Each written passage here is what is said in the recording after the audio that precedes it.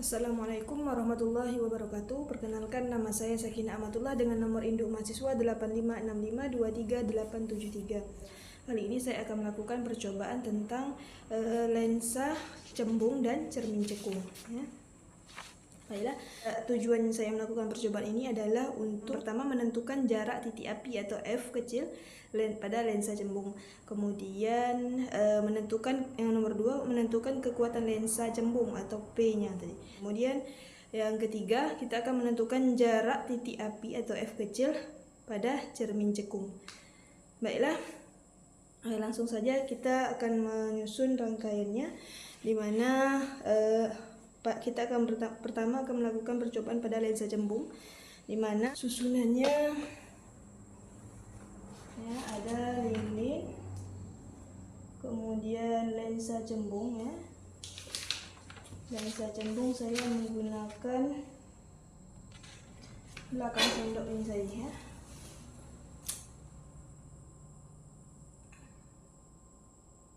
Oke.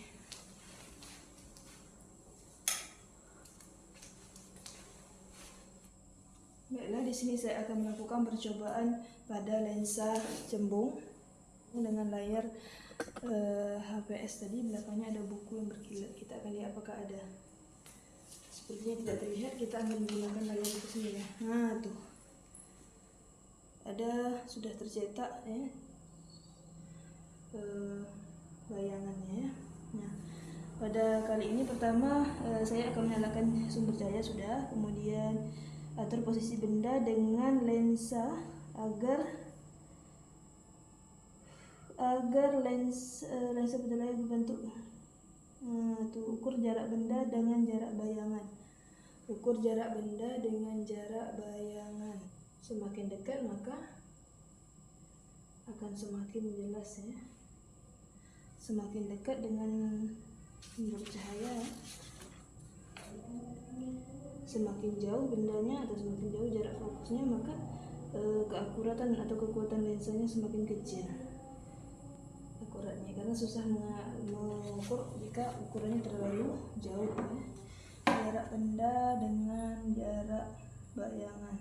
Baiklah, setelah saya melakukan selama 5 kali percobaan menggunakan cermin cembung, yakni saya menggunakan belakang dari sendok ini tadi, saya mengukur bayangan yang dihasilkan.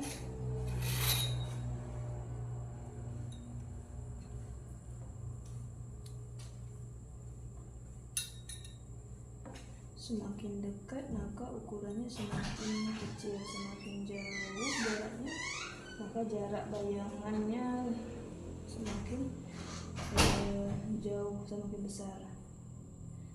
Baiklah, selanjutnya akan kita lanjutkan pada percobaan cermin cekung, yakni menggunakan bagian dalam dari sendok. Pada sendok ini kita akan mengukur bayangannya.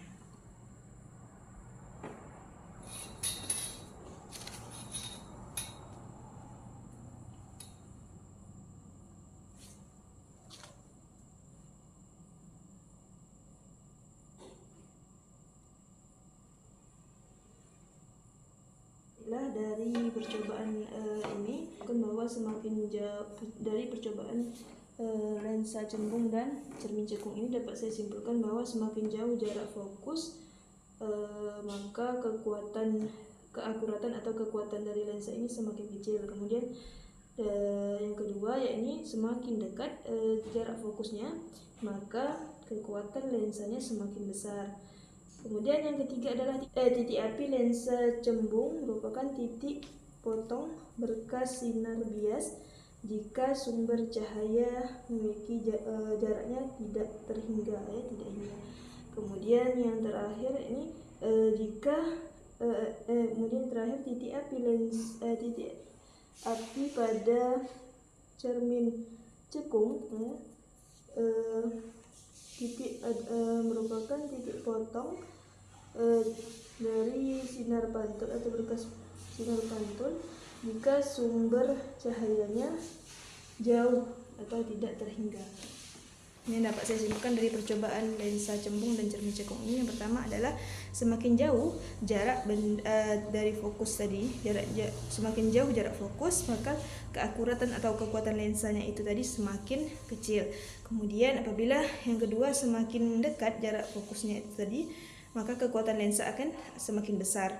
Kemudian yang ketiga, titik api pada titik api yang bermuatan positif, pada titik api lensa positif atau lensa cembung tadi merupakan titik potong berkas sinar bias jika jarak sumber cahayanya itu jauh atau tidak terhingga. Kemudian yang terakhir adalah titik api pada cermin cekung. Titik api pada cermin cekung